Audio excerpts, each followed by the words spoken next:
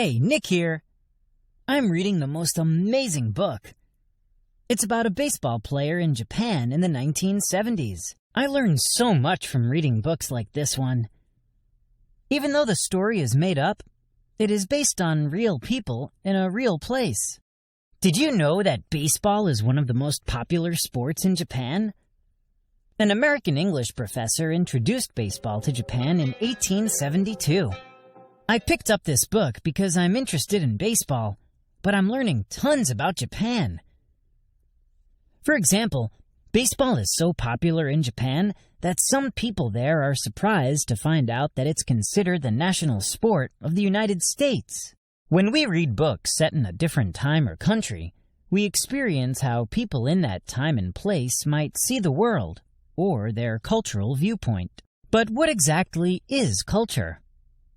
Culture means the beliefs and customs of a group of people.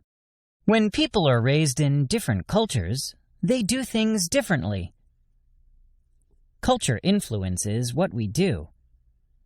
Culture also influences how we see things.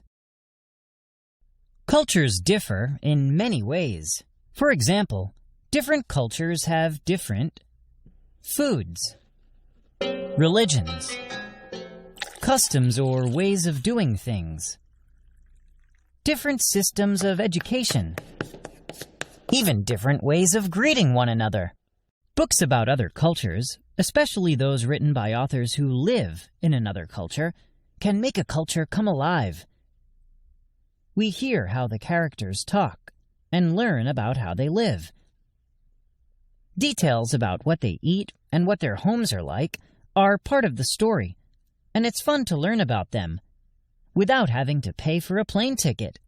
A book's setting includes its place and time. Both come through in the story. Just as a story set in another country contains details about how people live in that place, the time period affects everything from tiny details to big plot points. For example, people spoke differently in the United States in the 1800s than they do now.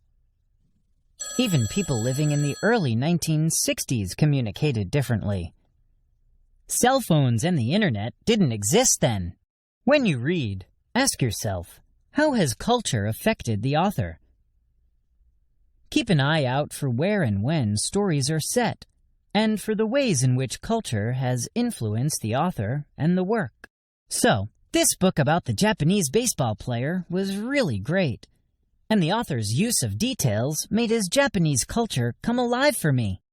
What do I want to read about next? I can go anywhere. All I have to do is open up a book.